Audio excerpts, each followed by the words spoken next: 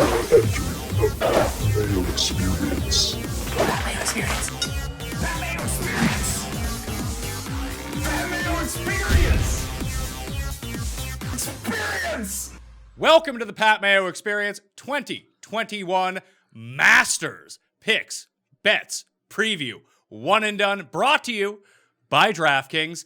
Want to let everyone out there know, smash the like button to the episode in the comments section. Leave me your favorite long shot top 10 bet for this year's Masters and subscribe to Mayo Media Network. You want to play in the best tournament on DraftKings? Well, it's almost full. So hit the description of this video or pod, join the Pat Mayo Experience Listeners League link, $15 to play, 3 max entry, no rank, thus making it the best tournament on DraftKings. Let's fill this early. Then maybe we can get $100,000 of guaranteed money up for grabs at the PGA Championship. Also, in the description, there's a ton of stuff down there. I'm not going to bore you with all of the details, so I'm going to run through this quickly. There is an email chain that you can join from Mayo Media Network. If you do so, you're in the draw for some swag, official Masters swag. I'll be sending out an email either Monday night or Tuesday morning, featuring all of said swag. I'll draw 3 of you, and you can pick the items in order of whichever ones that you want. I'll list the sizes and everything like that in there as well. If you leave a rating and review on Apple Podcasts for the Pat Mayo Experience, also in the description, just one click, boom,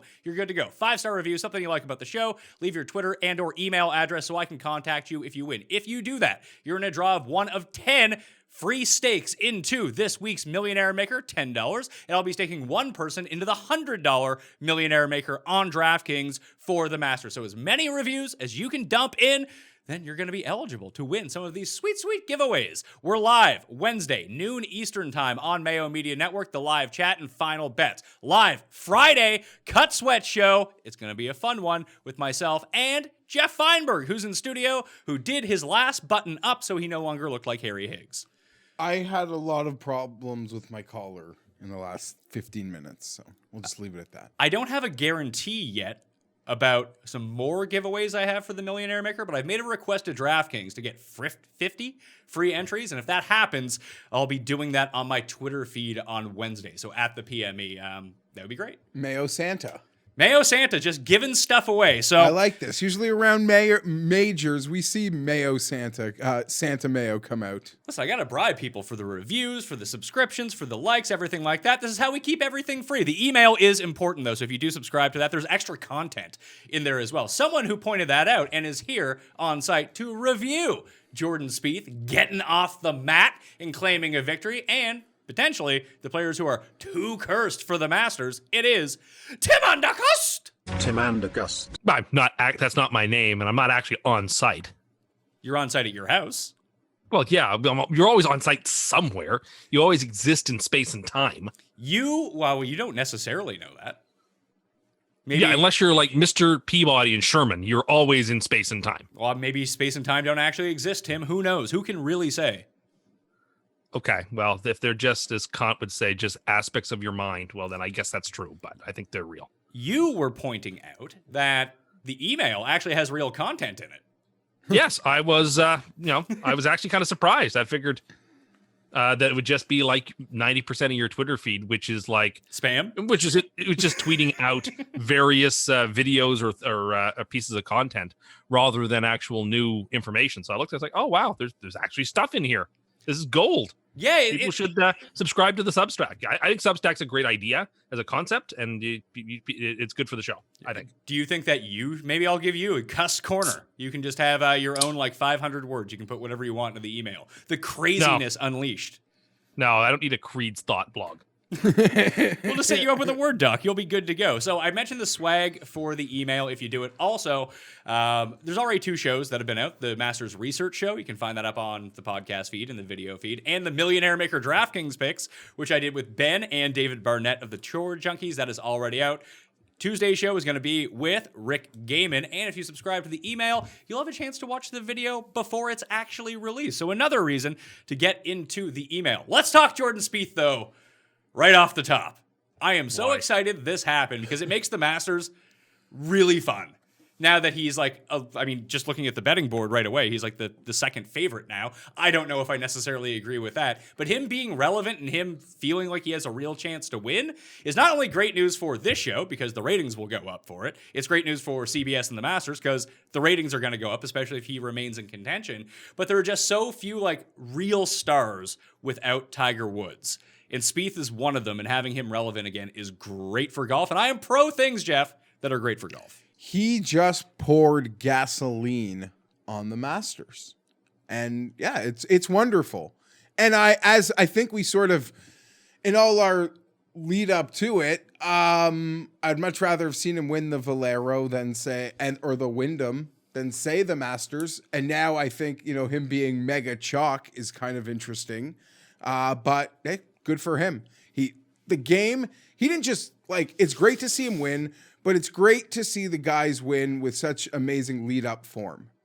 And from Torrey Pines on, Pat, it was like he was peppering late Sunday tee times. Barely got out-dueled by Kuchar last weekend by a sketchy ruling, which had a little humor underneath that. But here he is again. And I'm happy I never booked any action, but at 10-1, I would probably consider it. There's a lot of people out there with 60-1, 50-1, 30-1. I remember when it dropped down to 25-1, people were like, "Oh, smash Spieth." I was like, those odds are ridiculous. They're going to be like, maybe it gets a little bit lower than 25, but what's he really going to do? But now here he is at like 10-1 in order to win. And you did book action on Spieth though. Last January, not this January, last January, we made a bet. Tony Finau versus Jordan Spieth. Who would win first? Now it took 16 months for one of them to actually win, but it was Jordan Spieth. There's 2 red birds for you, Oh, buddy. Canadian money. There we go. That's Listen. worth like 30 cents in America. Finau and so many close chances to Finau should have won at Riviera. He had and that was bet. wrapped up. I also have a bet with Forbes, Pat, that I have Rahm, and since Spieth last won his major, I got to split the bet. It's like a $500 bet. And if Rahm or Rory won a major first, I would get like $250. And if Spieth wins, he gets $500. And now all of a sudden, I let him off the hook for 4 years. I couldn't pull off anything. So, I'm happy about it. I think it's great. I think Tim's true disdain is really shows how, I don't know. It shows a real dark side of you, Tim, to be perfectly honest. And it's Tim's fault that I won this bet. Finau had Riviera locked up. Tim takes to Twitter, "It's over. No way he's going to lose now." Then all of a sudden he loses. And then Spieth will never win again. All of a sudden he wins. So thank you, Tim. I'm $100. I congratulated Spieth yesterday as he hit like the 11th or 12th tee. Yeah, people saw right through your curse, pal. Yeah, no, it's really impressive. He's definitely back for winning a tournament with one of the weakest fields of the year that was watched by dozens. He's back. He's definitely back. He's back. What an impress! He won a basically a club championship. He won. Congratulations, I guess. He won. Okay, great. Yeah, no, it counts as a win. Great. He's definitely back. And he did all those really things. Impressive to win a tournament that nobody was in. He did all those things that if he does this he out-dueled Charlie Hoffman. I was so impressed by that. So impressed he withstood the mighty charge of Charlie Hoffman, who does have a good track record at this course. But nevertheless, yeah, I was so impressed. He definitely should be 11-1 to win at Augusta. I mean, what a great value. That is. You're really smart if you bet that. That's a really smart. That's not what we're talking about. But now no, you're but changing. I'm not now talking you're to you moving guys. the He's moving to goalposts. the Of course he is. That's all Tim does. All Tim does is move the goalposts. He's been trending so beautifully for a couple of months. I don't understand where you're. I will say he did all those Spieth, the tee to green was insane. And then when he got in those spots, on 17 on Saturday, he hits those wizard chips. If he does that this week, I'll be annoyed. But last week, I thoroughly enjoyed it. It got so flow and so awkward that it's great to see. And he never listened to. I don't did he make changes in his camp? Because he really just seemed to have just stayed the course with Greller, McCormick. He changed his swing like 2 years ago, and that was really the downside of everything. Like it's funny because Rory gets talked about the most. Like, oh, I tried to really increase my distance because of Bryson, but like Rory's one of the longest guys on tour anyway. So he was looking for like instead of being rated 100 out of 100 in driving distance, somehow he was looking to be rated 110 out of 100 in driving distance. With Spieth, and we've seen it with Fitzpatrick as well. Like they've added like 15, 20 yards. Tringali was another one. Even Kuchar's hitting it longer. Who went through the swing change to add that extra distance and club speed, and it takes a while, and now it's starting to pay off. Like the biggest thing with him, like the irons, the biggest thing with Spieth is that the irons are back. And that has been really what has transformed him over the past 2 months. When he was at the top of his game, he was a good driver of the ball. He was amazing around the greens, but his irons were awesome. And every week that he would get the magic putter, he would win. And that's what happened this week. The irons were amazing. The driving was okay. It was fine. It was perfectly fine. The around the green was good, and he gained like 5 strokes putting. That's the recipe to win. And in those other events where he was playing great and the irons were with him, the putting was letting him down on the weekend. Yeah. And the thing about it, and I don't even want to mention this player, but a lot of players who do try to make swing changes, to sort of find the distance, what happens is they lose the things that were their bread and butter for a bit. Like they put so much time into focusing on that, and they think their old yeller will always be there for them, Ricky Fowler's putter, and it goes as you're trying to do other things. And now you can't depend on that thing that was so dependable. It's got to be scary for all the guys. So credit to Spieth. There's gasoline on the Masters. I'm not comparing it to Tiger at all, but it's the only thing that had this, not even Tiger's Masters win, but like in Tiger's comeback, not the divorce domestic comeback. No, like 2018, when he like won the championship. Yes, yeah. Like there was a lot of like we were so excited for the precipice of that, and this like it literally felt like it in many ways, and we're here. But give him his due. I thought his reaction after tapping in the winning putt was very gracious, and I thought his post interview was very gracious. He was humbled, man. I was watching to find fault, and there was no fault to find. So I'll give him his. What were you hoping he did? What were you hoping he did? Rip his shirt off? Like just the way he did. No, I've seen him act with a little less class, let's just say, after he's won some tournament. So I was glad to see him show a little stoicism. I thought that was appropriate to the moment. It's funny because for all of the times that Spieth has won, I mean, I don't think I've ever hit a Jordan Spieth outright bet. I just never bet on the guy, which I probably should have. At some point, like the one that Tim is talking about is probably my favorite Jordan Spieth moment when he chips in from the bunker and gets fired up. Yeah. Like, why wouldn't you be fired? Your favorite Jordan Spieth moment is number 12 in the 2016 Masters. That is true. And that is because of you. So if people don't know, the reason that Tim hates Spieth so much is that the ANDERCURSED became popularized when he just tanked Jordan Spieth's chances, and we won big on Danny Willett at the Masters. So, Tim, this is the only question I need to know. And you've said this for a while. Does Jordan Spieth have any chance to win this year's Masters? Don't do this. Next to none. Oh, that's improved. No, that is a huge difference. Yeah, I mean, I guess since he has now put a win up on the board, I guess I can't say 0%. I guess I have to say 1%. You're still putting rocket fuel on a guy that just got more rocket fuel yesterday. I don't need rocket fuel. But again, he won a tournament where nobody played. He's in the Masters where everybody who's good is playing. And so the idea that Spieth would even be close to some of these guys is risible. It's actually, absolutely risible that you would have Spieth close to the top of this list when you've got guys who are just so much better in almost every facet of the game. Do you know? Spieth's great with his irons. There's no course where irons matter less than Augusta National. That's not true. That is really actually not true. so incorrect. Said, it's so incorrect. Show, it's bombing. That's the thing that matters most at Augusta is bombing. It's driving distance and putting. Those two things alone are what's going to win you the Masters. But every single winner outside of Patrick Reed in our landscape here was a dominant greens and regulation player for the week.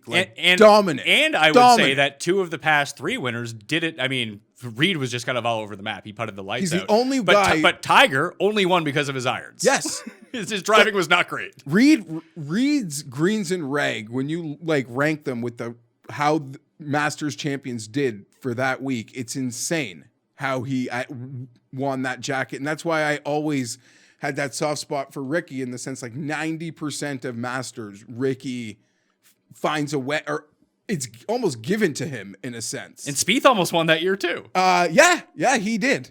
And Rory started with like an amazing eagle look that morning. But I don't know, Spieth, like he got to rock bottom.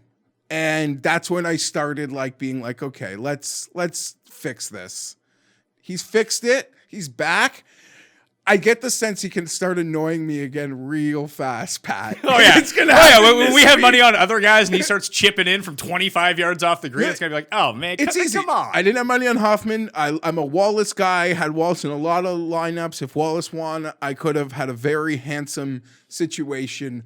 But I wasn't in this. It wasn't put in this spot like Kuchar, Birkdale, or DJ Chambers, where like everything he did, Just body well, bagged being you. amazing. Like, yeah. So it was great. And even after his bogey, didn't he like make a bogey yesterday, and then he sticks it to like 2 feet on a par 3? Like he's so doing these things. You knew he was going to again. win when he hit that 3-wood over the sand trap.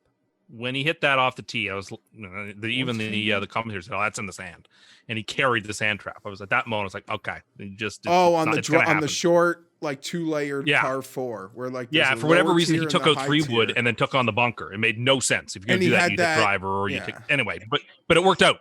So All right, so we're here for one reason alone, Tim. There's a reason that you're on the show. And before we let you go, we need to know, Tim, who is Andercurse for the Masters? Who are your 3 picks? Well, I mean, I dispute that terminology, but my one and done pick and my champion is John Rahm. I think Rahm's an amazing player. I think this course sets up well for him. Currently, his odds are longer than Jordan Spieth's. That's crazy. That's ridiculous. There's no defending it. Rahm is anyone who thinks that they would rather have Jordan Spieth than Rahm here, might as well just set their money on fire because that's what they're doing. So Rahm is my one and done, and Rahm is my pick. In terms of my second pick, I'm taking Daniel Berger.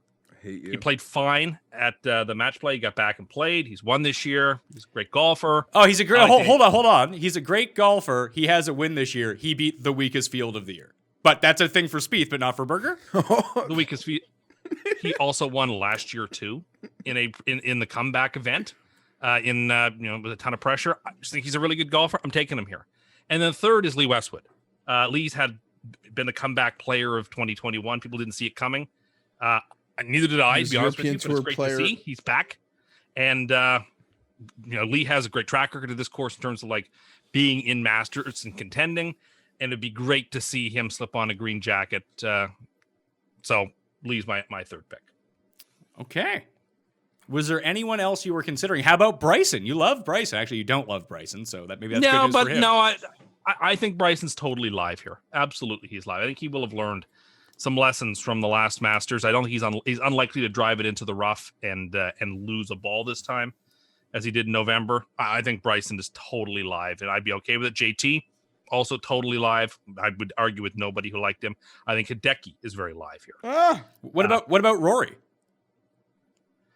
I think the pressure of the Grand Slam is too great right now, and he's not in form, I don't think, to add on that extra layer of pressure and anxiety and media coverage on top of just the Masters. So no, I don't think Rory. It'd be great if Rory won. What a great story that would be.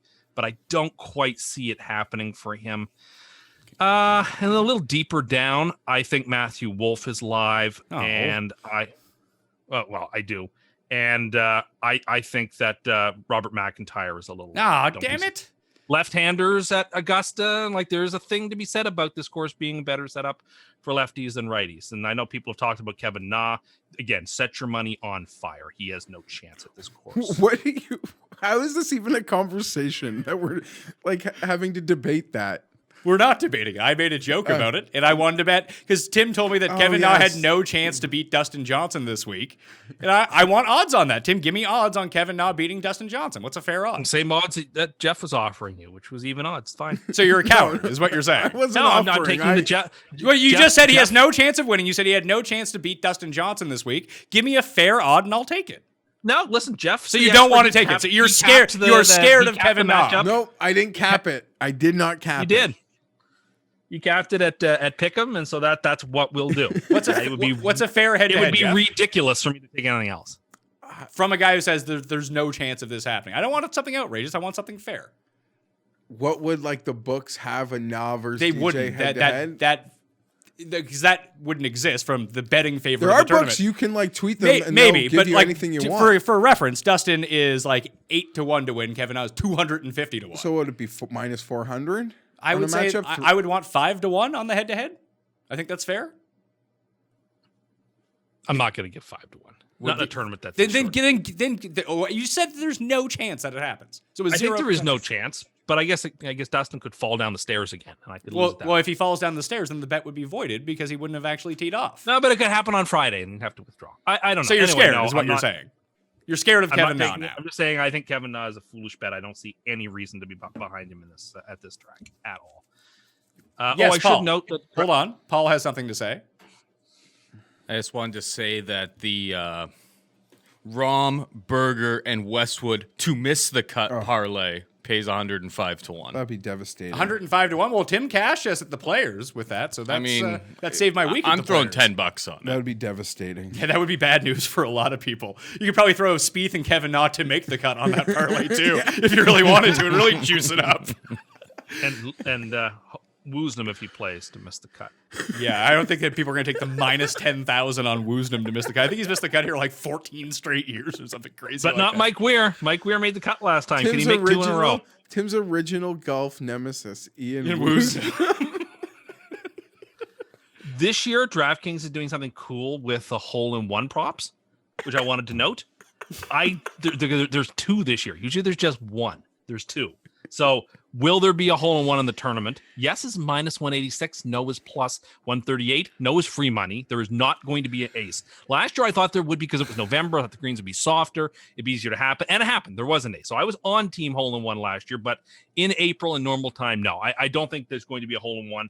Bet no. The second bet is, will there be 2 holes-in-one in the tournament? Yes is plus 188. No is minus 250. I know you got to lay the minus 250 juice, but if 1 is sure as heck not happening, 2 is a mathematical impossibility. So that's free money as well. So don't be afraid, people, to back on the no hole-in-one train. It's just not likely. How many times have you had a hole-in-one in your life? How many times have you seen somebody have a hole-in-one in your life that you've actually been there for? But almost probably never, or maybe once. Well, this is the Masters. The pressure is on. It's just so unlikely to happen. And look at the odds. It's not happening. You It just compared seems your not rounds possible. of playing with Pat to witnessing a hole-in-one. How many? To, like- Jeff, over under. If I set the over under 1.5 hole-in-ones on 16 on Sunday, would you take the over or under? I hate this bet, but there's gonna be hole-in-ones. It's just a fact. It's what they do. It's set up for it. I don't know. I know the chutzpah for you to compare what you have witnessed while playing your munis to what these guys do. These are my frames of reference. It's like when earlier this week I talked about the 40-yard dash when it came to Trey Lance. Like, these are the frames of reference that I have in terms of speed. So that's what I use. It's just natural human action that you think about. Well, how did I do X, Y, or Z, and how likely is it to happen? For reference, Tim ran a 7.12 40 time. You can watch third time. You can The first time. the first 2 times you left early, Tim. That's why you had Only to. the first That's time. why you The had to second time run I it left on 3 time. times. You're just full of excuses. I'm sorry. I get your 40 times embarrassing, but at least own it. No, but the second time was 6.80. You're That's lying. my official time. No, not I am not- confirming that you're lying. No, well, you weren't even paying attention. How would you know? You're supposed to be running at 40. Because you were tired because you had just run. I was running 2 in a row. I was and they looked- the I camera was watching. You were not running 2 in a row, so your story is full of I lies. actually as ran you begin. 3 in a row. You did not run 3 in a row. That is not true. It is true. It is not true. No, so you're just lying because you're a big slowman. Before we do let you go, though, here are some of the pieces of Masters gear you could win by subscribing to the email. Was that a DC? You're back on the DC train? Well, I mean, I'm allowed to have DCs. again, Morning but cola. Hey, listen, I literally just got up for this. Isn't that what the mug says? So, But no. so 1 second here. Ooh la la. So here we go. So 3 lucky people will have their choice to win some gear. So I got 2 of the same sweater that maybe you've seen me wear on the show. This one's in navy blue. This one's in green. Those would be nice wearing on you. Never been opened, so you don't have to worry about like my sweat on it. What else do we got here? We got a choice of 3 separate polos. Tim, I believe you have this one, right? The green one? I do indeed. But there's also a black one. Beautiful. The black is sharp. And then there is this patterned blue This Masters. is authentic Masters merch. From the Masters shop. What else do we got here? We got a Masters green hat. Bring your green hat. I own that hat too. We have this like snapback mesh on the back. Augusta hat. A Trucker hat. A visor. If visor's part of your game. Oh, nice. Let's see. Another Masters hat or another Masters visor could be up for can't me. Keep this believe one what for you got myself. here. And then a bag of potato chips from the Masters. Which I also have. Only 230 calories. So I got a whole bunch of these and some cups. Maybe I'll throw those in for you too. If you end up as a winner, you have to subscribe to the email. Find it in the description. Get on the chain for Mayo Media Network. I'll draw 3 lucky people. I'll put the sizes in the email when I send it out on Monday evening. And if you win, you can pick whatever piece you have. I'll send it off to you. Then you get my address out of it. I'll send it from my P.O. box so you don't stalk me. But either way, I that have is those what's things available. to open up on the show if you want me to open them up. Oh, got two. that's not for this. It's not for this. That's not for this. Okay. I'm dying of curiosity because they're so thin and slim, and I can't imagine what they are.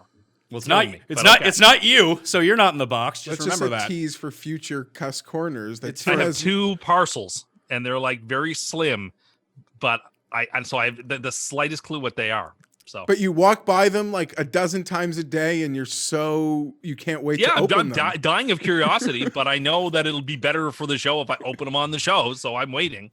If there was a marshmallow test, I would pass it. I would take the 2 marshmallows later rather than the one right now. Last thing, did you see Tim's Easter? His millennial Easter. He woke up early on Easter. He had champagne in the morning, and then he had over hard eggs, burnt toast, and bacon so crispy it just snaps in half. And then he took a nap. After I had some eggies and some peeps. So that is Easter, when your name is Tim Andercust. Tim Andercust. It's time to show off the coup de grace, the prize piece of the FTNDaily.com. Code Mayo for 20% off, by the way. The optimizer over at FTNDaily.com for the baseball season. Yeah, so this is our brand new FTN optimizer. We're starting off keeping it available for MLB to start. We have our cheat sheets that we upload our exposures in place to every single day. You can actually apply the different cheat sheet exposures directly into your optimizer build. So that's one of my favorite parts about this optimizer. We'll obviously have the name, the projections each and every day, draft percentage, the ownership projections, and we're also going to have my player rater directly inputted into your build. The Masters. Let's make some bets. Let's try to win people some money. Probably going to lose them money. You know who we didn't lose money? Our guy Riku won $100K on the weekend. So special shout out. Riku's been a long time viewer of the show. Didn't he bring you golfing? No, we went to a Chargers-Vikings game at the soccer stadium. That was 98% Vikings fans, and the Vikings, as bad as the Chargers are, they really do just lose most games close. Once a year, they'll get throttled, and they got throttled. It's the last time I ever got to watch Phillip Rivers in person. Well, he paid it forward to you to bring you to the game, and then he won $100K. So that's what you do. He's- give us stuff, and you'll win. Apparently, He's a sleeping giant because it's been a while since we'd seen something big from him. But man, what a score! Congrats. Spieth did it for a lot of people. Once again, the course breakdown. I put that out on Saturday. You can go check it out. The Millionaire Maker picks out already, and my giant article. I put some real effort into my article this time around. Usually I just kind of throw it together to get it up, but this week's is actually worth reading. Plus the newsletter, go to that, rating and review on the podcast to get some of those Millionaire Maker entries. 5 stars, something you like about the show. Maybe it's the giveaways that you like about the show. Don't put that in. Also, Twitter handle and or email address so I can contact you. Hit the description. You can find all the links to make sure you can do all these things in under a minute. I tried to make it efficient for everyone.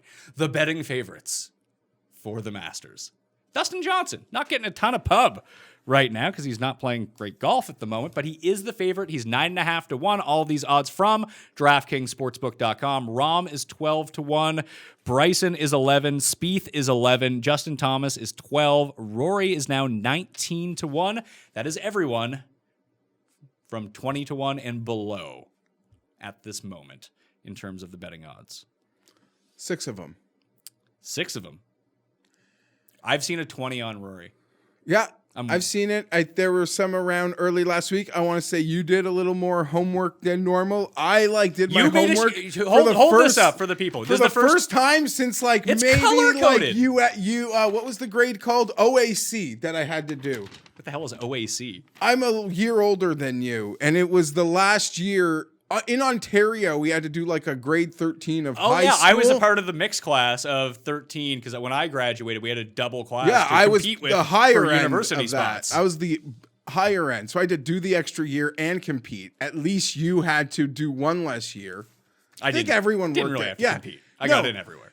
Honestly, I don't know anyone that didn't really get what they wanted out of it, but maybe that's just me. Anyway, yeah, I made my own little cheat sheet and a quest to. That's crazy. Can I put that in the newsletter? Can I take a shot of it? No, it's kind of just no, because it's my own personal triggers, and the color coding wouldn't mean anything to other people. Your daughter's markers really came in handy? Yeah, and between my wife's highlighters for actual work and my daughter's markers, I've tried to create a path, but it's hard. Yeah, it is hard. I put some trends in my column too. But out of those 6 guys, listen, obviously they're the 6 favorites for a reason. One of them is probably going to win, although Dustin became the first. I guess Tiger won it favorite. He was chalky, odds, yeah. But he's Tiger, and that's not where he was actually ranked at the time. It is worth noting that the longest shot player in the world, at least in terms of world rankings, to win the Masters in the past 10 years was Bubba Watson. He was the 18th ranked player in the world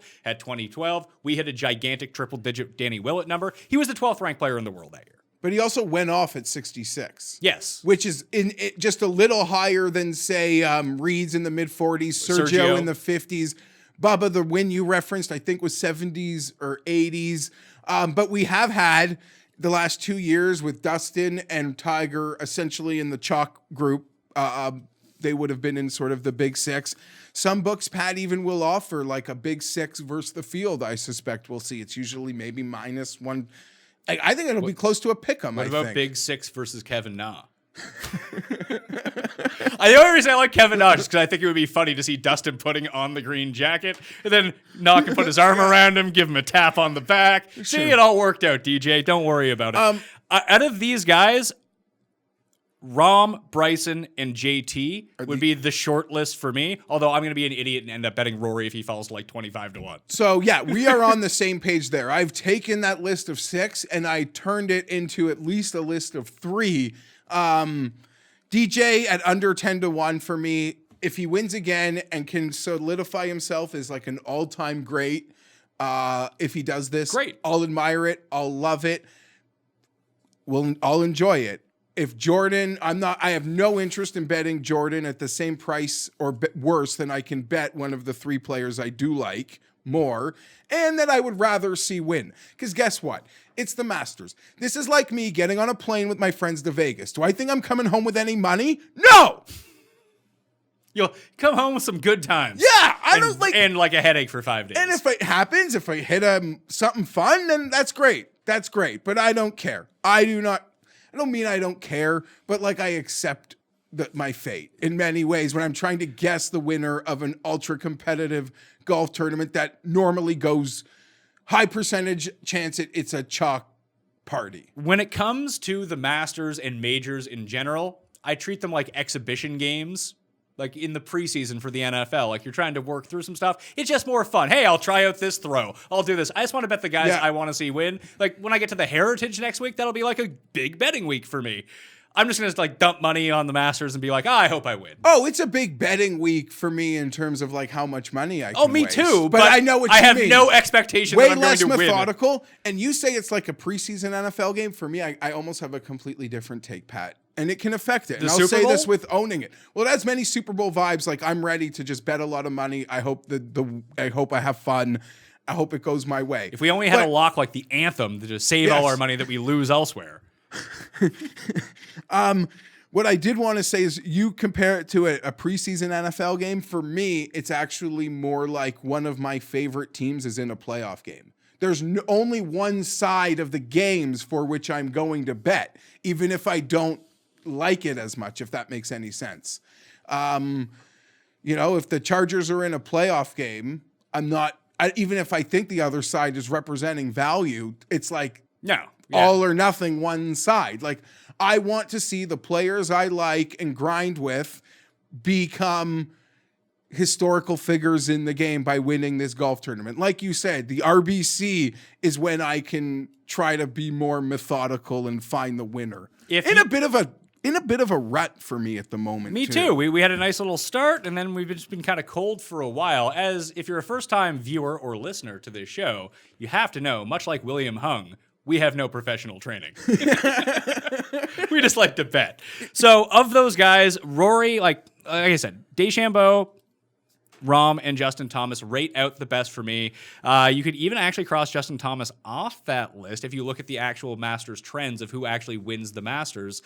It's generally players who haven't missed a cut so far this year and players who have 2 top 15 finishes in one of their past 3 starts. And that's what Bryson, Rahm, and Thomas all have. But Thomas missed the cut at Riviera, so then you're looking at Bryson and you're looking at Rahm. And I'm probably not going to get there with those numbers because I like to have fun this week. Rory would interest me at probably starting at 22-1, and I think that he's going to get there. What I didn't mention to Tim is I think this is all just a long con from Rory McIlroy. He feels the pressure of trying to complete the career Grand Slam. And it's been the overriding narrative for him for the past 5 years, 6 years now. Got to win the Masters, create the career Grand Slam. You talk about Dustin etching himself as like an all-timer. That boosts Rory up. Rory's already an all-timer with 4 majors. This gets him to that next level of player. 5 and has won them all, but maybe he's intentionally playing poorly because that's the storyline with Rory now. Where's his game at? Is Rory any good? No one is talking about him completing the Grand Slam. It's like, is Rory just going to be any good at the Masters this year?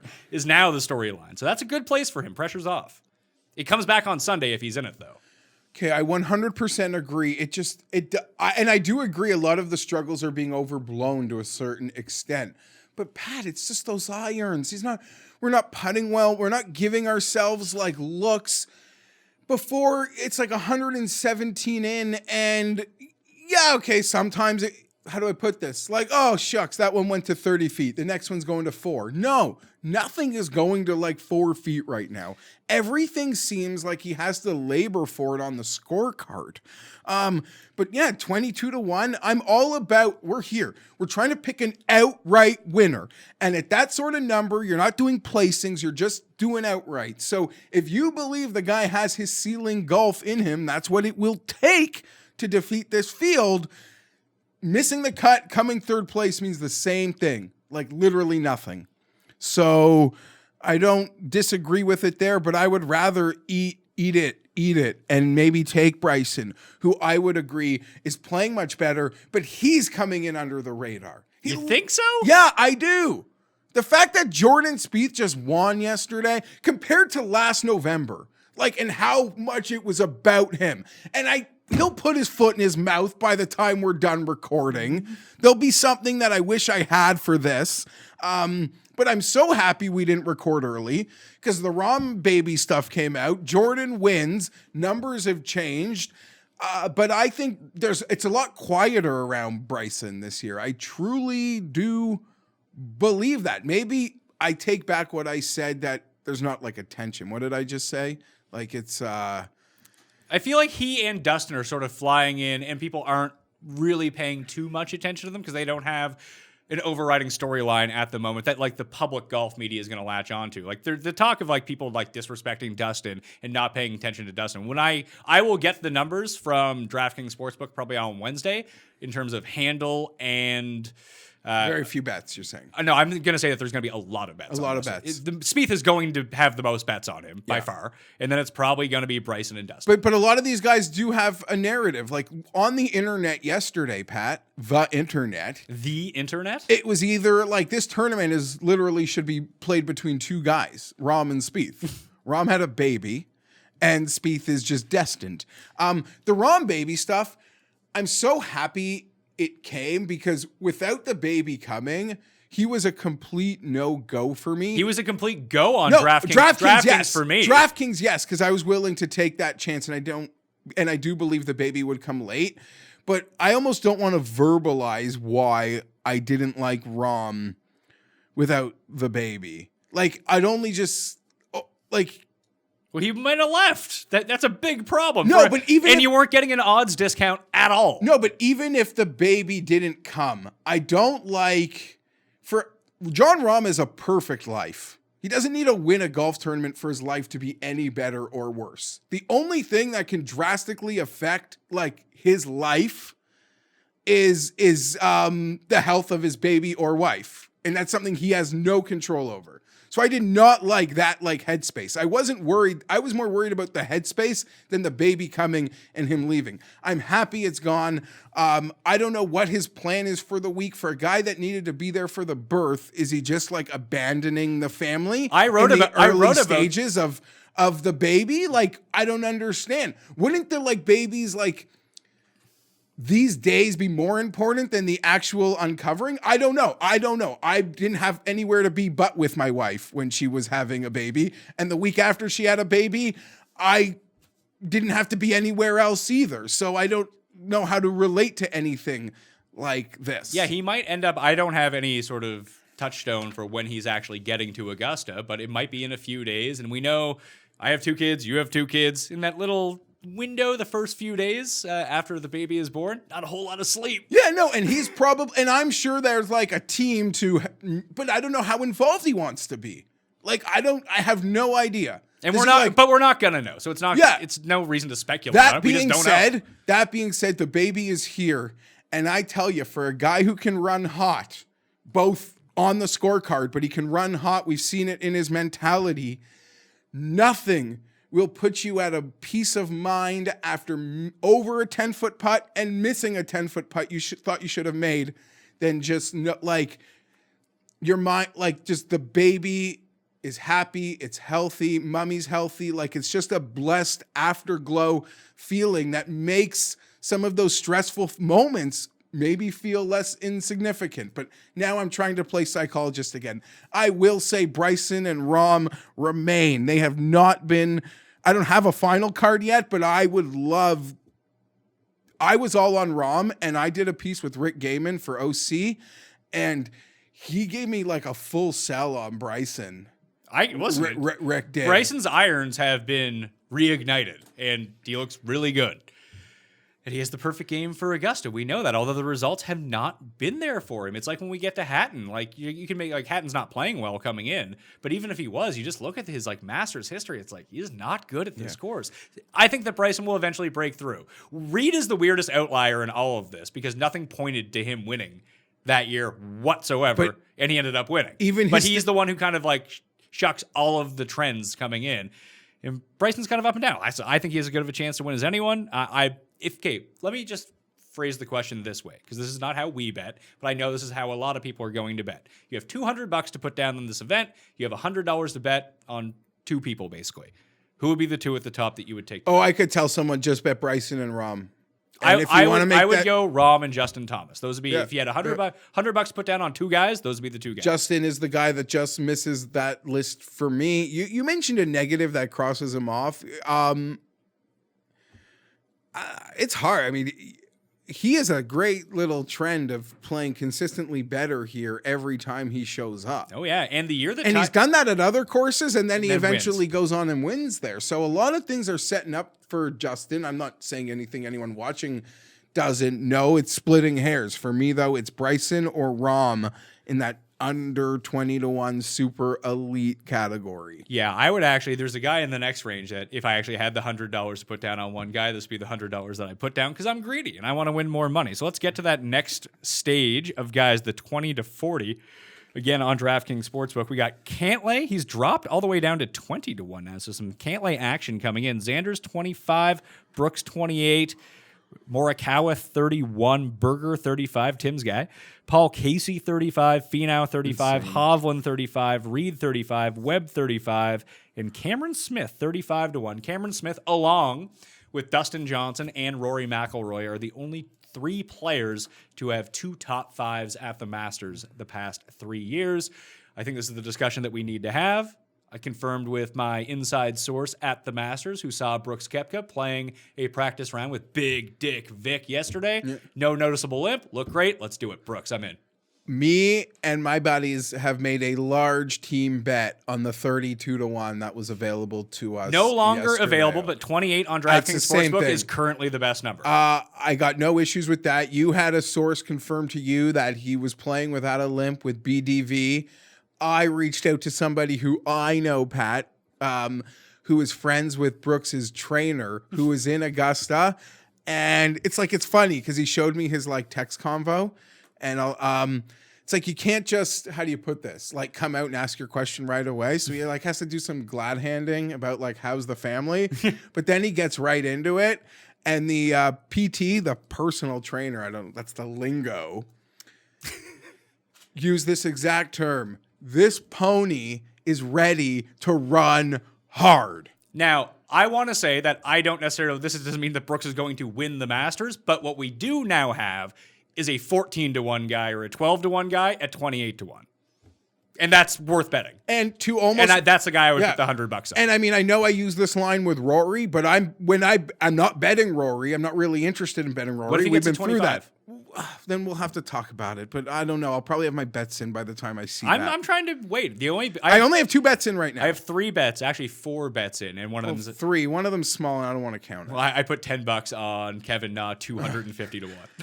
Just because Tim said he had no chance. My 2 real contribution bets, official bets that I have right now, is Brooks at 32 and Berger at 44. And the 2 that I have in right now is Brooks at 32 and Webb Simpson at 45. Yeah. Official, just I have already made. Yeah, The other one I have and is, they are. We'll get to the other one. And they're who's kind big of a enough bomb. to satisfy my master stakes. That's what makes the card. But on to Brooks. So listen, I'm betting you to win. I'm not betting in each way. If you miss the cut, that sucks. I make loser bets all the time. If you come in third, I still get nothing. I am trying to figure out who is going to win this golf tournament. And Brooks Koepka checks so many of the boxes. I would have probably he would have been deep into consideration, as he should have been, healthy, because everything was coming on for him. Yeah, his last 3 starts, he has a win and a runner-up. He won in Phoenix, and then he came second at the WGC, and that was the last time we saw him. No, I always wish the competitive vibes of you wish you had a run, just a few putts that meant something, but it is what it is. But the guy just peppers greens, and I don't know. I try. It's a great number, and you have as much trust in him as anybody. I would recommend to continue to look around. Maybe numbers go. I just think that the Brooks number shrinks and shrinks and shrinks. So whatever it is right now is probably better than what you're going to get it tomorrow. Because people are actively on the Brooks Koepka train now because the number is so big. It's not to say that if he was the same price as Justin Thomas, would you bet Brooks Koepka? No, you'd probably bet Justin Thomas. But where he's over double the odds, then yeah, give me Brooks Koepka in that sense. And the rest of this range is weird because, listen, I don't want to make a claim that I'm not Tim. I'm not going to say that no one can win, but I'm going to miss Cantlay, Xander, Casey, and Finau, all with those numbers. I want more if I'm going to have to bet those guys at the Masters. I just do. Yeah, I really do like Cantlay. I like him a lot. It sets up well. I thought there's no way I wouldn't be able to get a 25 this week. I'm shocked. They're taking the action. Xander is finally drifting a bit, but in the end, in this part of that betting card, which still allows me to go into that Bryson or Rahm range, if I choose to fire that bullet, I still have them in the chamber. Cantlay would be my other pick in the 20s over Xander. But I would take Cantlay over Xander as well, but I'm not going to bet either. Yeah. That seems like where I am. But Brooks has my money. I'm real excited. You also have that future on Morikawa. Yeah, I don't like it from before. I might chop it. I want to because it's just not big enough, and I don't want to re-up on it. Yeah, because it doesn't fit my master stakes. I don't want to bet more at the current number, and I don't to get it there, and I'm not feeling him. Yeah, at the moment. But under our buddy Rob Pizzola's notion to those great Spieth bets, if you have a better number, you technically won. I don't really believe that in golf as much, but here we are. Yeah, especially because when you can site shop and like odds are 25 points off. Yeah. Like you had mentioned that if you're watching this show in the UK, Lee Westwood's probably like 20 to 1 to win, and he's 50 to 1 here. If you want to bet Lee Westwood and you're in England, you should just find someone in America to bet him for you. I agree. He's the shortest price Englishman. It's like we have a book in Canada where Corey Connors is probably like 30 to 1 to win the Masters. Yeah, and the other book we like to use that's a little different, Pat, they seem to have access in Scandinavia, and they have some they are taking the Victor Hovland money. I actually like Hovland better at Augusta than I like Morikawa. And everyone knows I'm team Morikawa over Hovland. I like Vic's game better here. I agree to an extent. This is disappointing. Okay, this almost works into my Brooks argument. I love Victor. Like, in the middle of API, I'm like, Victor's going to win the Masters. Because, yeah, there's things Victor's doesn't do well, but to Victor's ceiling, he's just going to hit the green all week. If Victor's got to scramble, yeah, it's improved. He's cooked. Probably not going to win the Masters. If he's going to have that greens and rag number, like 1 through 6 in the field, like all Masters winners not named Patrick Reed were able to accomplish, he's going to be right there. But almost to Brooks, to the point, like we haven't seen Brooks play in a couple weeks. But how is that better than like Hovland, who hasn't really struck the ball well since in the last 3 weeks? Like, what would I feel better about, kind of? A guy that I haven't seen, or a guy that I liked a month ago thinking I wanted to bet him, and now like I don't like what I'm seeing in those tee to green numbers or in the iron stats. But he's a hawk, man. I like him on DraftKings. I'll probably use him on DraftKings. I'm not going to bet Victor Hovland because narrowing down your Masters list is so tough, and I don't want to end up with like betting 9 guys. So Brooks, I'm in. Berger, I'm on the fence on. I've liked him all week. I liked him last week. I'm going to feel like such a jabroni when he wins and I don't have money on him. I still might bet him. There's still a 40 that I see out there. I think he's going to end up being very popular, though. Everyone I've talked to likes Berger, but now Cust likes Berger. I don't like that at all. That's really annoying. And you're right. I don't know about like the DraftKings element, but he's a great price. He checks so many. Well, he's a great betting price. He checks so many boxes. And despite all the statistical and trend boxes that he checks maybe the most important box for me, and that's the stomach box. That on Sunday, I would trust him against any of those dragons at the top. I absolutely would. The win last year, the win this year, the form coming in. I almost think not playing in November, you could argue as someone who really likes him plays an advantage. But he is that guy, Pat, that I could see people are seeing it the same in the sense that there is that 50-50 chance, it feels like, or more so, that winner comes in that Reed Sergio range of the Masters. And then last year, first-time major champions. It's such a big ask to ask those first-timers like a Rahm to do it at that number. When Bryson did it, he went to 28, somehow 30. They put him there. They did. Okay, Morikawa does it, 35, 40? This is the first time major winner comfort zone range of betting. And he fits so many boxes, whether it be historical lead-up trends to winning the Masters or just what I feel about Daniel Berger in general and a big picture career outlook. I believe he's as good as Cantlay and Xander. I agree. And I believe history will look at them as very similar. And I'm getting my guy. So, yeah, it's part of I also really like the guy, and he's in that perfect part of that odds board where first-time major champions come from and Masters champions come from. Top 10 at the Masters in his debut in 2016. That was the Willett year. He's played it 3 times. He's made the cut every time, never finished worse than T32. And it's funny because he has 4 career PGA wins, same as Cantlay, same as Xander Schauffele. And he doesn't get the respect in the betting market like this. And he's been better since the restart. Hey, all those guys have been really good since the restart, but he's won twice since the restart last year. So I get everything along with him. He's on the short list of extra guys that I might go with, as is Patrick Reed, but I'm not quite there yet. I want to go to this next range. Hold on, though. Can we talk about Reed? Because he, in like a Morikawa, him and Morikawa are like identical to me.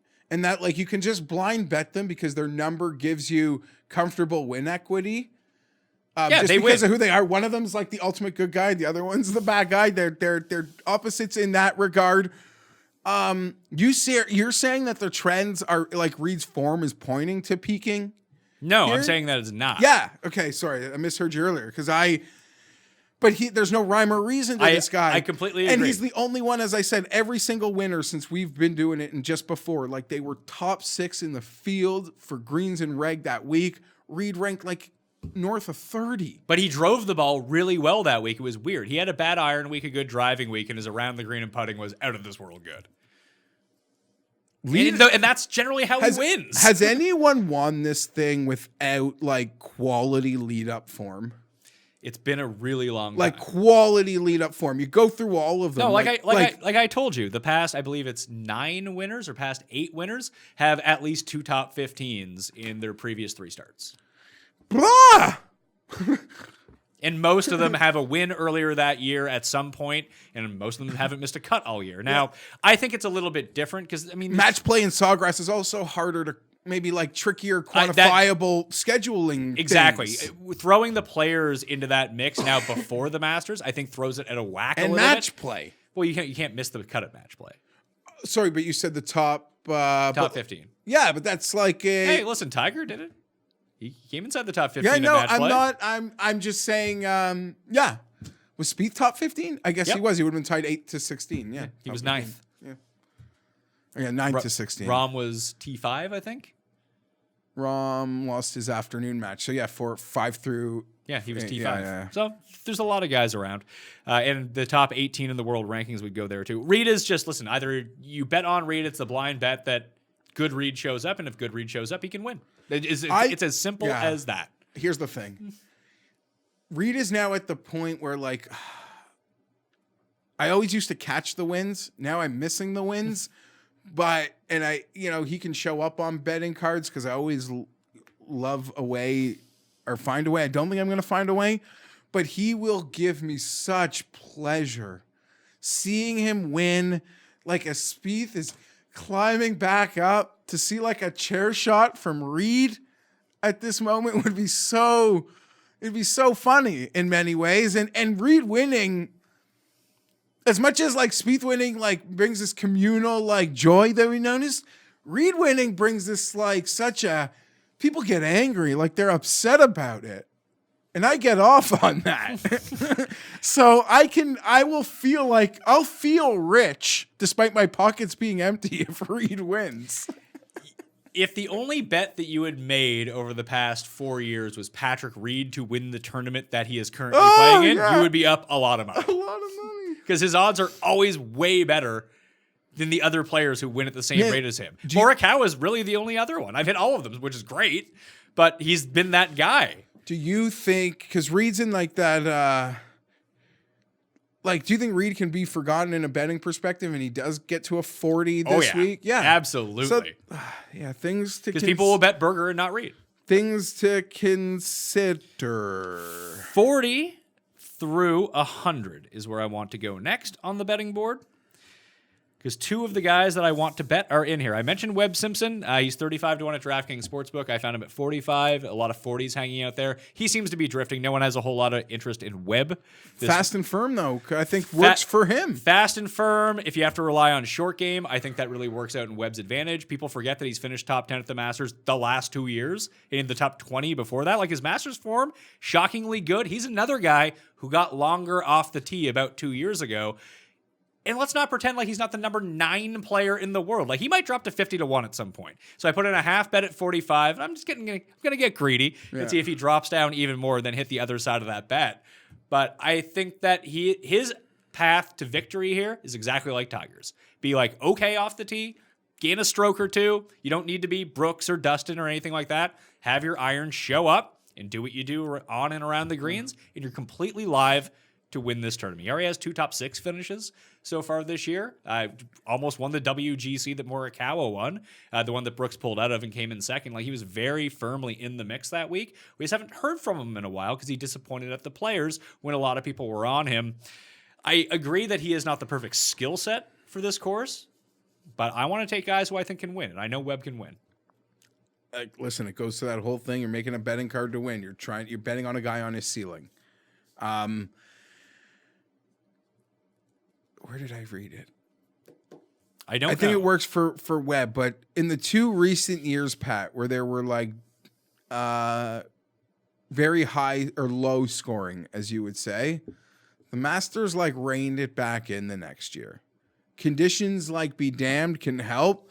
They don't like seeing records get set. No, and if they seeing records get set. And I am going off with a lot of my picks. I'm going off that idea, which really lends itself to Rahm and Bryson, who play hard courses really well. But if this is going to play hard, I think it expands the amount of players that can win because it brings in Spieth, Webb, Reed, someone else I'm going to get to, players like that who, if the conditions are like they are in November, it's going to be a Dustin, Bryson, Rahm, that type of player. Birdie party. The distance is just going to be so advantageous. You have your high ball flight. The ball is going to stick next to the hole, and you're going to shoot 20 under. I don't think that those are going to be the conditions here, which leads me to not necessarily the longest players, but good long iron players, good short game players, and players who I know putting is, listen, it's capricious week to week, but guys that show up and make 10-foot putts.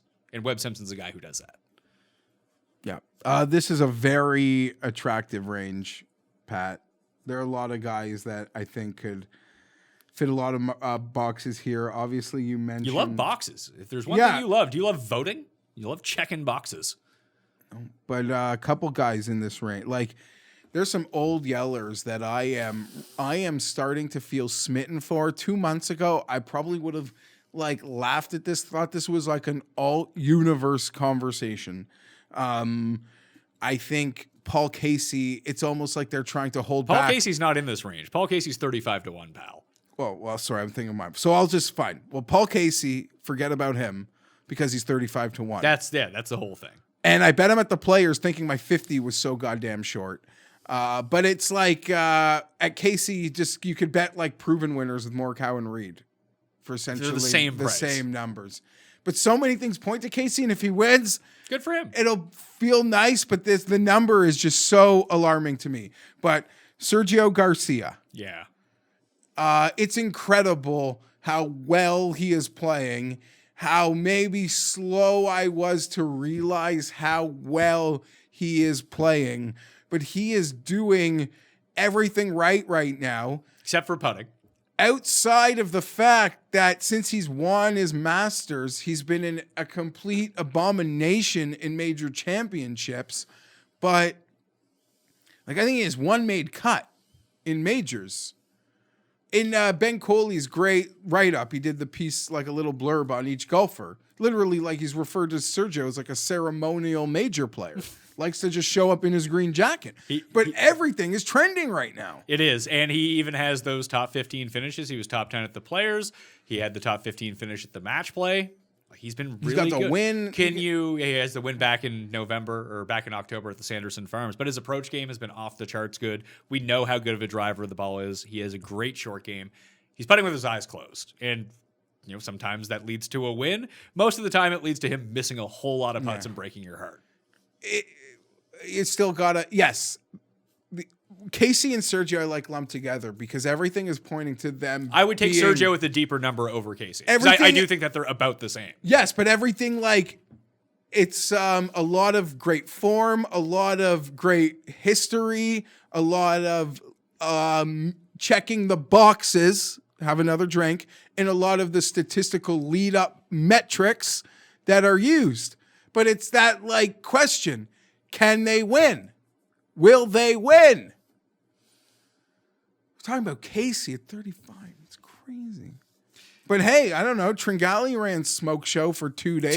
For 2 rounds. And I thought his 30-1 was literally Vegas telling people, do not bet on this guy. See this Tringali? We don't want your Tringali action. And I see a 35-1 on Paul Casey. But people are lining up to bet Paul Casey. He's going to be one of the most bet on players this week. I think the models must adore him, right? As they should. He's been great in every visible tournament this year. Paul Casey's been good. And even the majors last year, he was great. So this is turning into Saul Goodman sipping champagne on Friday night when Paul Casey just obliterates backwards. Yes, essentially so. Although Saul will have finally talked himself into Paul Casey, and then he'll come in dead last. He'll lose to Ian Woosnam. There is a guy in this range. I am betting. I'm waiting for. I've seen a 55 on him now at DraftKings Sportsbook. He is currently 40. He was 33 to 1 on the weekend. He's now down to 40. I don't know if his number is going to drift or not. I might just take the 55. But someone whose lead-in form is smoking. Can I guess? Right now. And if it's going to play firm and fast, he's someone I know like. who you're picking. And per round, with the added distance that he's put on, so far in 2021, ranks inside the top 5 in strokes gained off the tee, and you would not expect that. Here's results so far in... I know who it is. Since he's come over here to America. 5th, 11th, 10th, 9th, 18th at the match play. And I'm never on this guy. You didn't need to say since coming over to America for me to know you are talking about Matthew Fitzpatrick. I am. In what could be an all Under Armour Spieth Fitzpatrick Sunday duel, the junior boys section. It's crazy. And you're like 40? I really want to pull that trigger? But like Sergio and Spieth, Spieth also, like Sergio and Casey, it's all showing signs of Matthew Fitzpatrick, and it's makes my stomach turn. But I could bet these guys. It's really funny though, because you have this impression of Fitzpatrick in your mind, and he's never really played well at the Heritage at Harbour Town in his life. But every year we'd get to the Heritage, and there'd just be like, oh, this course is tailor-made for Matthew Fitzpatrick. He hits so many fairways. It's perfect. But he actually does all of his best work at long courses. Like, his best finish this year is T5. It was at Riviera, which is probably the biggest comp course there is for the Masters. I'd say Quail Hollow and Riviera are the two that you want to go look at to find out about the Masters and those crossover leaderboards. Where else did he finish inside the top 10? Oh, Bay Hill? And he's done that multiple times. And the one thing I like about him that Raza brought up is... if conditions get bad for whatever reason, like one day it's super windy or the greens run way too fast, that's perfect for Fitzpatrick. He is one of the most adaptable players out there, and he's already playing well coming in. So I like him a lot, and I'm going to probably take that 55 to 1 before I keep talking about this and that number goes away. No, I don't know that it'll go away unless you think he's going to be popular, but I saw that 55 this morning, and it struck me as the best number that I have seen. And like you know I'm a slut for Hatton. He's just not playing well. Not playing well, and he doesn't have the course history. Dustin's not playing well, but that doesn't matter. I could get away with it. I could have talked myself into it if I had one or the other. I can't not have both. Sungjae, yeah. I just want to play. There's so many guys in this range. Yes or no on Sungjae, or maybe. Yes, no, or maybe will be the quick round answer. It's maybe, but maybe to no. Maybe closer to no. The irons. I win. A month ago at the 50, you would have like. This is not good for the rapid fire round. Sorry. No, maybe to no. Cam Smith. Too short. No. Yeah, too short for me. Hideki, whose irons out of this world good for a while now. He's not gonna taste smoke. No. No. Okay. No. Lee Westwood. I live in a Westwood house, but he will not have my money. Jason Day. 55 to 1. No, because there's an Aussie farther back who I would maybe rather bet. Neiman 55 to 1. No, but just he's got one run here. He does look like a player that a couple more runs. I was really thrown off when I bet him at Honda, which is fine. He didn't win, but his around the green game was horrible. Can't have that this week, Jocko. Yeah, he just not played here enough, and then half of his time is, or no, he missed November. He missed with COVID. Yeah. Shame. Scheffler. Second run at the Masters was good first time around. I worry about fatigue, exhausting events for him. Your boy, Tommy Fleetwood, 60 to 1. It's a maybe. It's a maybe. He fits the trend, by the way. Okay, hold on. We got to slow down on the rapid. I'm talking fast. He has been amazing here, like through 3 rounds, 2 years in a row, has he not? And he's just cratered on Sunday, which I know everyone home is like, yeah, that's Tommy. But he really has done some great things here, Pat. And if his driver's okay, his driver's been letting him down. That's what I have noticed. But at 60, we're gonna have yellow ink on that. He is not off my card. All right, so that's an amber alert on Tommy Fleetwood. It's not a go or a stop. I don't have Ricky Fowler to bet. Well, maybe you can bet him for see. Maybe will Ricky appear with Jim Nantz in the booth? And we didn't talk about Finau. Do you want to talk about Finau? No. You're gonna bet him at 30-1? No, but I don't have Ricky, and I'm not here for Finau, so someone's got to get that money. I'll get you a guy. Sergio Garcia, 60-1. I have interest. It's a maybe for me. Yeah, total hyper maybe. Louis, 75. No. Placing. Bet him top 10. Placing, top 10. Maybe if you can find a nice matchup, pick on somebody. If they'll let you with Louis. Louis, they're smart too, though. They're smart too. Yeah, he's 75-1, though. Adam Scott, 75-1. No. Look at that driving stat from Honda. Okay, this is nothing. Driving at this course and driving at Honda have nothing to do with each other. I'm just saying he couldn't drive the ball before. So if he figured out the driver, I think at that number, I just like it a lot more than, say, Jason Day. I don't know why Adam Scott needs to be part of do I like Jason Day or not, because they're from the same country. I would say that, and this is what but Day's been striking the shit out of it too. Day tee to green has been amazing. He just can't putt. And my inside source tells me that he saw Jason Day out practicing at Augusta, wasn't swinging a driver, wasn't swinging an iron. He was only putting. I prefer Day over Scott. Day is a maybe for me. Scott's a no for me. Like, he played well at Honda. Great. He plays well at Honda. He has not played really well anywhere else except for Farmers. And even then, he was living and dying by his putter. That is not a spot you want to be with Adam Scott. Well, I'm not running to bet Adam Scott, but I do think there is some life there for a past champion. Zalatoris, 75. No for me. We're just talking about outrights? No. Yeah. He's a debutant. He's one of 3 debutant professionals. Isn't that weird? 3. It's Zalatoris, Ortiz, and Bobby Mack, Tim's guy, Robert McIntyre, the Scottish Tim Andercust. Do you have... Okay, so I'm going to say Horschel at 90-1 because he actually would fit everything that you would want. He's currently a top 20 player in the world. He's coming off a win. He's played pretty well so far this year. He even competed at that WGC. He was in the final group with Morikawa. Remember? I'm sorry. You Like, competed. I'm like, he just won the WGC. Dude, No, he I was looking at our league stats. He's made $3 million this year. The guy's a machine. And almost to like Spieth. Like every guy who's won in leading up to the Masters, correct me if I'm wrong, like a lot of them were very much trending. Yes, absolutely. Spieth 100% trending to that. Horschel 100% trending to that. Justin Thomas. And when guys have that like hyper skill set win, You're not surprised. But he did just win the biggest. He's won the biggest tournament of the year to date until now. Yes, but I mean, in leading up to that, I don't mean winning the Masters. I mean winning their events. Oh, yes. The lead up for him, like even at concession, you could see it where, if he just putts, he's going to win. Yeah. The only one, I guess, Brooks really did come like out of nowhere to a certain extent, right? Agreed. Like I'm trying to think, like Homa 100% had like And green lights. Same with Berger. Saying this thing could happen. Berger, who won Bryson. Sony? It's a blur to me now. Kevin Na actually did. I don't remember if there was lead up for it. I don't know how this has become a thing. He's your arch nemesis now. Nope. You hate him. Are you? I don't want to do this That's again. not even close. But Horschel, I think, actually has legit... He's 90-1. Like, if you're going to take, like, Bubba's 90 and Horschel's 90, for reference. I think both those guys are live. And Bubba only because I had no interest in Bubba. And the fact that he's down to 90-1 actually does give me some interest. Is that he played really well at Austin.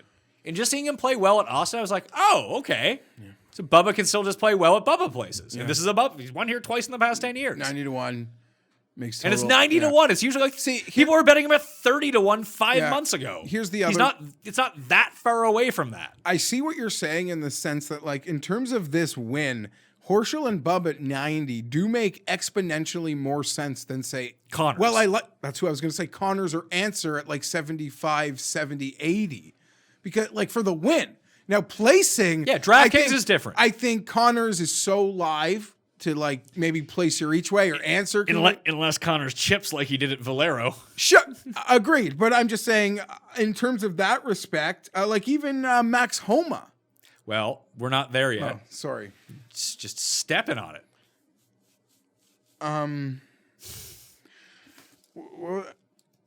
We stopped at 80. What? 100? We're to 100. From 40 to 100. The only guys that we glossed over were Answer and Connors. And Billy and Kokrak, who's playing great. I'm not gonna have enough. Although you could find a way to add a 90 to 1. Billy runs form. Billy has a history of backing up Premier Win with an even bigger win. I don't want to bet. This is goes back to it's my favorite team playing a playoff game. I don't want to cheer for. I like Billy, but I feel like I could turn on him because of how obnoxious he'd get if he won a green jacket. Yeah. He actually didn't even qualify for the Masters in 2017. 17th miscut, T56, T38 are his Masters results since 2016. It's between that and his current form, there's enough there for me. Okay. 100 to 1 and beyond. You kind of hit on the name. It's a blind wager in a sense that everything that I see points to this guy eventually winning the Masters, which I never thought I would say. But what did I say are the two biggest influential courses to this place? Riviera and Bay Hill, Quail Hollow. Who has wins at both those places? It's Mad Max. Listen, 100 to 1. I made the bet with the top 8 each way. I don't think that he's going to win. This is his second Masters. He missed the cut back in November. It usually takes a bit more time, but hey, this is a brand new world of golf we live in, and Max has the game, man. He putts really well on these fast putting surfaces. I don't love his around the green game, but if his ball striking is right, he's long off the tee, and those irons get hot. Figure out the putter, Max. Come 5th or something like that. I'm in at 100 to 1. Listen, my note here is comp course at Riv just has him somewhat surviving and in placing discussions with his long numbers, and he's got a moxie to him that you like to see. So I like Max. So for me, Max, and then you got to bet Siwoo. Siwoo's down to 150 to 1. Grab the placement points with that. I mean, these are. Picking the guys that have already won this year is not a terrible idea. Also, Kevin Na, 250 to 1. And if you can find him in a head-to-head against DJ with Tim Andercust, maybe you take it. Yeah, Siwoo offering those placings. I tell you, I think Matt Kuchar is going to cash a placing. Oh, God, I hope not. I really hope not. Because he's going to be super popular in the draft. I just hope him and Connors miss the cut. That's all I hope for. We'll probably get one of them. But Kuchar is just, I think he's going to be back to his old Augusta tricks. Now, winning, I'm not having that discussion. That's a different discussion. But I think he is here for his tricks. I think Matt Wallace is going to play well. I hope so. I have no faith in Matt Wallace because he putts with 2 thumbs. No. It's funny. If he had made a few putts this week, he beat Hoffman and Spieth tee to green by over 2 strokes. Yeah. He was the better player tee to green and lost strokes putting for the week. Well, those guys both gained. It feels like he peaked last week. To me, in my mind. And I don't think that he's Spieth. I don't think that he continues to keep it going. And I've backed Matt Wallace so many times that I'm very familiar with his game plan of being really good for 2 rounds and really shitty for 2 rounds. If he was the guy who was plus 10 after round 1, I'd be like, oh, okay. But he could be first round leader as well. That might be the only bet that I place on Matt Wallace. First round leader, see how it goes. Vic Perez. Keep showing up, man. Yeah. Does he have enough to win the Masters? I don't know. I know that I've seen some people show me some huge numbers on him, like 150 times 2. He was T46 in his Masters debut in November. They're playing with fans too, and the cut line, which I didn't. The cut line is actually just top 50 in ties now. It's no more 10 strokes within the lead. I thought that was just for last November that change was made. It's just no, it's permanent. So that really hurts to make the cut parlays, which I'll be releasing on Wednesday. But do you have names like? There's 2 in particular I think that we should talk about. One is Leishman, who's going to drop to 150 to 1.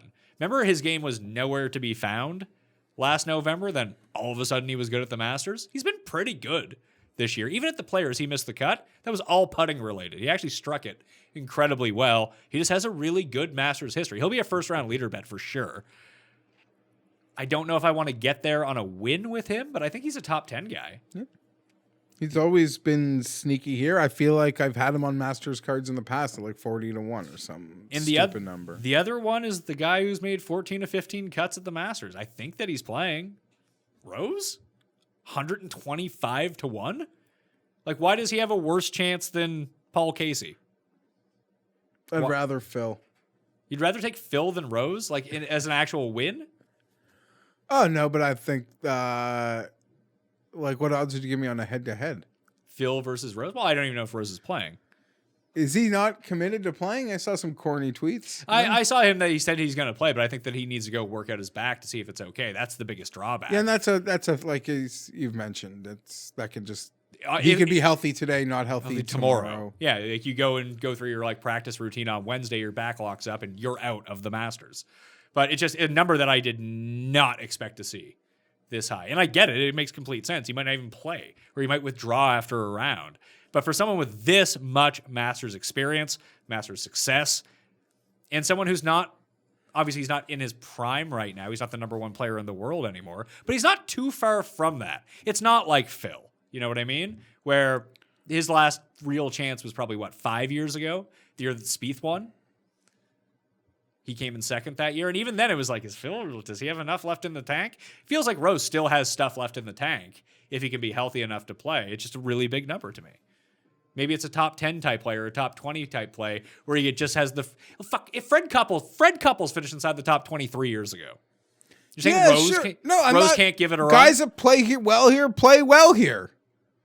If Cabrera wasn't in a holding cell, he might play well here. Is that what happened to him? Yeah, I remember when he got arrested. I didn't know he was still like in jail or something though. No, so he's not playing. Certainly not.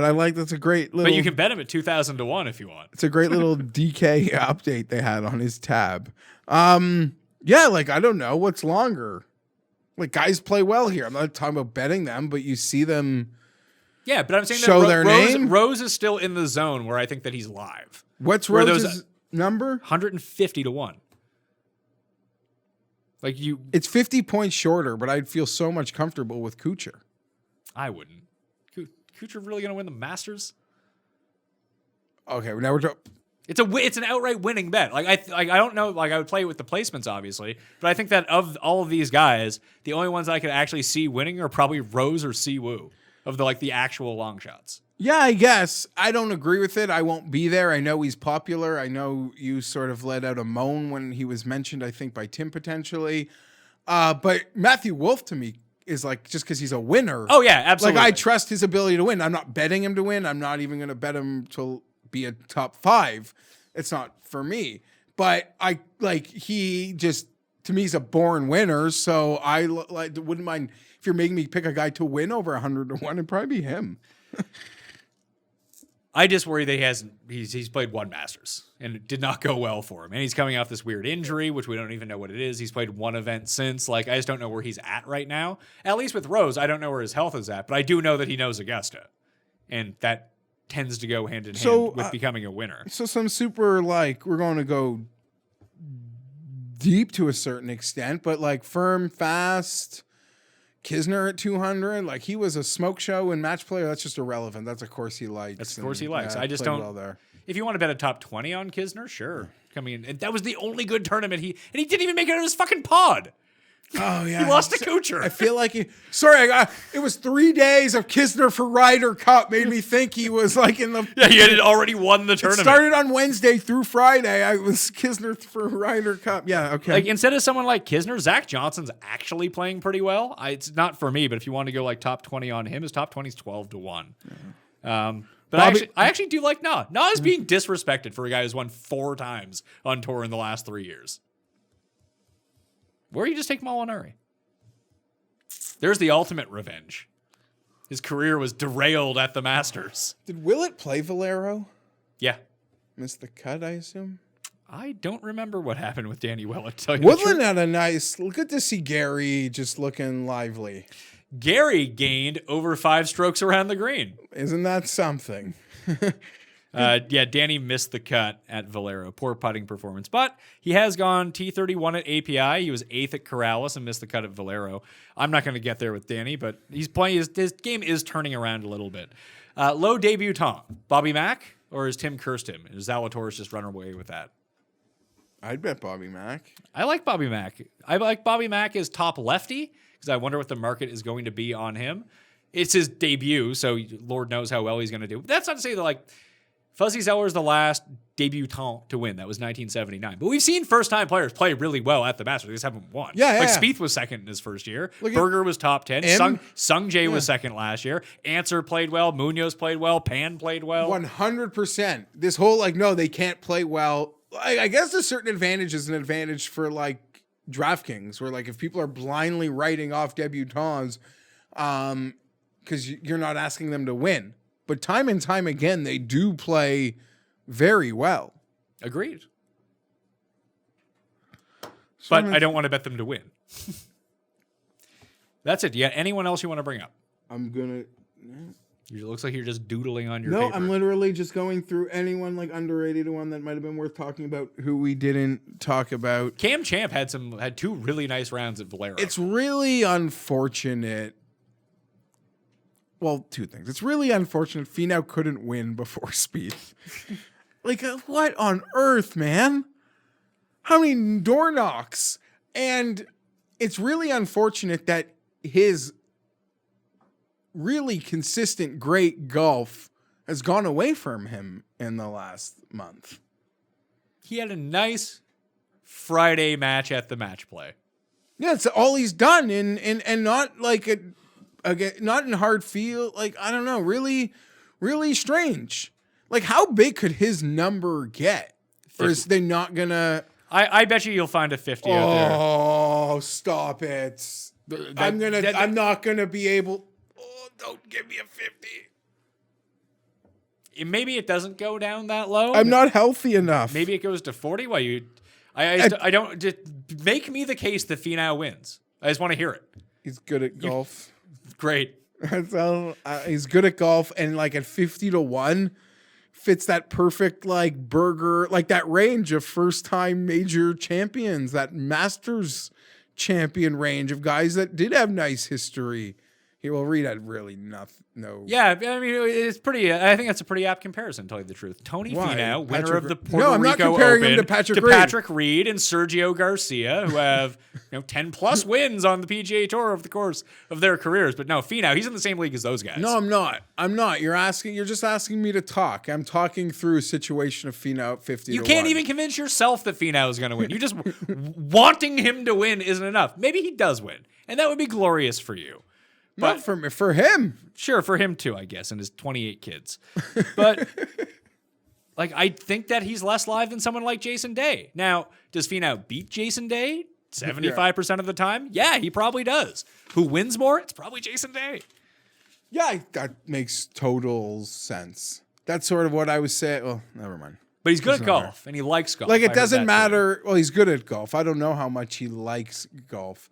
But like I said, with talking to Paul off air before we recorded, like, a guy can have a nice number, but you have to believe he can win, or it doesn't mean anything. Also, we're wrong a lot too, so what do we know?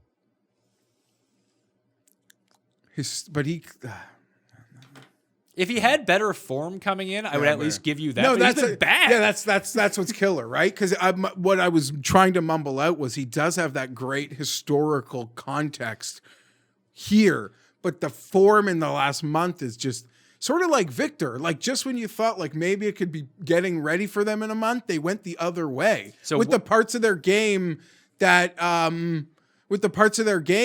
normally so reliable. So what you're saying is he doesn't check the boxes. Half the box. Victor doesn't really check any, other than he's amazing and his ceiling is phenomenal. Finau checks all like the historical Masters, like how he's played there previously, that sort of stuff. Okay. But in terms of the lead up form, does not check anything. Okay. Masters bets so far in. I have Brooks Koepka at 32-1. I think I would play that all the way down to 25 at the moment. And by the time you watch this, it might be 25 or it might be 20 because the bandwagon is building on that big Brooks number. And once again, it's not because I like Brooks better than I like Justin Thomas. I like Brooks's odds better than I like Justin Thomas's odds. And I don't think that Justin Thomas or Bryson or Spieth or Dustin Johnson are twice as likely to win as a healthy Brooks. And by all accounts, Brooks is 90% healthy or potentially more. Give me Brooks Koepka. Webb Simpson, 45-1. I am going to bet Matthew Fitzpatrick. I see a 55 out there right now. I'll probably end up taking that, but maybe I'll wait for a little bit of drift. I might wait for a little bit more drift on that web number too. Other than that, Max Homa, 100-1 with a top 8 each way. Kim, 150-1 with a top 8 each way. My guy, Kevin Na, 250-1. Why not, right? Give me a top 10 and top 8 on him as well. I might have a few more ads throughout the course of the week, but you can tune into Wednesday's show live, 12 p.m. Eastern Time on Mayo Media Network to find those out. I'll have some props, debutante. That's why I like to have fun with Masters betting. I'm definitely betting that 2 holes in 1 in the tournament at DraftKings Sportsbook that Tim said couldn't happen. Oh, okay. There might be 2 hole in 1s in one group on 16 on Sunday. And we are getting together on Friday. Yes, Cut Sweats live. There's rain in the forecast for Friday. I hope it doesn't get washed out. That would suck. And last year they had to be earlier because of daylight. So we also did it in November. Yeah, that's what I'm I'm guessing like 4:30. I can't wait. I've got my bets, like my main bets that I have in are Brooks at 32, Berger at 44. I do have the only future I have, Morikawa at 40. It's not big enough for me to even put on my card, and I don't think I'm going back to it. So if someone even wants to buy it off me, you could DM me. But Berger and Brooks, and now I have the decision to make. Which go? Is it a consortium of men like a Sergio Garcia or a Bubba? Or like I just make like this card of just numbers of deeper guys I believe in, or we just go right the other way and it is Bryson DeChambeau. Or maybe John Rahm. But I'm now thinking, I started the process, and Rahm is always like when we do New Year's shows, like who's winning the Masters, I always just like default say Rahm. You picked Rahm to win the Masters in our preview show. I picked Justin Thomas. So we're both looking good in that at least. Yes. Although I win nothing if Justin Thomas wins. Yeah, no, I don't win anything. I'm pivoting off it though. I think now that we are here, my super elite of choice is Bryson DeChambeau. Right. I think the conditions allow him a more truer sense of what he needs to do. Not to say that he can't win at Augusta, because I wouldn't believe that saying it. I do think that his game is specifically tailored for courses where he can use his distance, but primarily his power to get it out of deep rough when players cannot. And that's where we've seen him have a lot of success. Okay, 100%. And that is not the case. No, that is not. I mean, we've talked about this many times that it's like the Masters, everyone knows it so well, it's almost not worth saying. Unless you get so unlucky to hit it so bad you're in like the tributaries or you get behind a tree, guys play to the greens all the time from the pine straw, and the rough is it's like a fingernail. So yeah, agreed. His greatest asset is that ability to make par out of situations other guys are making numbers from. Yes. Here doesn't really work that. That would be my only drawback. Listen, I think I think it's important is when you list the pros, you have to list some of the cons. Like the cons for Justin Thomas is that he is the worst putter of all the top end guys, and he can go so cold on the greens, and sometimes his driving sucks. Yeah, you got to putt to win on Sunday, and he's of the super elites, he putts it the worst. And to your point with Bryson, the margin seems so thin when you are trying to bet these guys and like hunt for the number. You don't want to bet Bryson at such chalk where his ultimate strength is negated. Yes. That makes total sense. One and done picks for the Masters. Cust is taking John Rahm. To recap Cust picks, Rahm is his number one play. That's his one and done. He also picked Daniel Berger and Lee Westwood, if you're wondering who's Andercurst. I won last week because Tringali still beat Answer, which is just surprising. He held on to that top 10. I think he gave T8. I am going to take Justin Thomas. All right. Well, actually, you know what? I'm going to take Brooks Koepka since I bet him. I don't want to have to go bet someone else. I'll take Brooks Koepka as my one and done. I'm going to take Bryson. Okay. There we go. And I guess in closing, because it's literally, he's the Tiger Woods of the moment. How does Spieth do? I think he's there. He's there. It's miscut or he's there. And the biggest thing I'd watch out for with Spieth especially if he has an electric Saturday, is he closed the door and played really well at Valero on Sunday. Played great. Everything that we've seen so far from Spieth this year is that when he's in contention and Sunday shows up, and there is something to be said about what Cust mentioned about outdueling Charlie Hoffman. I don't care. He hit every 8-foot par putt that he'd been missing all year. But usually no one hits that many 8-foot par putts that he was hitting. But it's his jam. He's getting. I understand that, but when it's Dustin and Rahm and those guys, one of them is going to play better than Hoffman played. Yeah, and then you have to do that, and just doing that over and over on Sunday at Augusta is tough. Agreed. But he got that nervousness gone. That weekend nervousness. Not to say he wouldn't be nervous on Sunday at the Masters. Even Dustin never won it before, but in watching the Masters film, he acknowledged I could finally breathe after 12. It's winning is hard. And even Phil after his drought mentioned how nervous he was. So Spieth, all that is kind of gone. He's gonna be there. I would never bet it. I am kind of thankful that I never really made a bet, an actual bet offering my Herbert cards for Spieth versus Spieth money? You bet $500, and if Spieth wins, I have to give you $5,000 in Herbert cards. I'm really happy I never made that bet. Losing the 100 to me was fine. Yeah, that's really the only investment. Again, I'm not gonna lie. I enjoyed. If he wins the Masters, he'll start to bother me again. I really enjoyed seeing him win Valero. I really enjoyed that. What makes the Masters so much more entertaining? Now just go back to not winning again and we'll be fine. Yeah. Win your Travelers, win your Valeros. Yeah. Maybe it's and you called it, man. Fino competed all the time. He gave me all these runs in hard fields and never actually played well in bad fields. And Spieth, they're no, he's just going to play. He's going to win the Wyndham. He's going to win the Valero. He's going to win. He's going to win. Yeah, he's going to keep playing to win these tournaments because he needs to get a win. And it's exactly how you dodged. You matrixed a couple Finau bullets, and here we are today. All right, that will do it on the Pat Mayo Experience. Geoff Fienberg, you can follow on Twitter at GFienberg17. Check him out on ftndaily.com both Wednesday and Friday. Probably not Friday this week if we're doing the live show, right? Right. You can do your special shout-outs on the Pat Mayo Experience. You know what, though? What time are we going? Probably 4:30. That's the time we're going on air? Yeah. Then I'll be doing my show. Okay, there we go. So ftndaily.com, free to watch. You can check out the Geoff Fienberg show. And then he'll be releasing his betting card later in the week, so follow him on Twitter at GFienberg17. I told you all about all of the different giveaways. The article is up now. If you just subscribe to the newsletter, you can find out all of the information in there. That's how you get in the Master Swag. A rating and review on Apple Podcasts for the audio version to get one of 10 Millionaire Maker $10 tickets, maybe one of one, $100 tickets, and I'll have even more giveaways throughout the week. Shows out already. Go check those out after this. Tomorrow on Tuesday, Rick Gaiman's going to be on the show, my live chat, and then the Cut Sweats Wednesday and Friday. Thank you all for watching. I'm Pat Mayo. I'll see you next time. Pat Mayo Experience! Experience!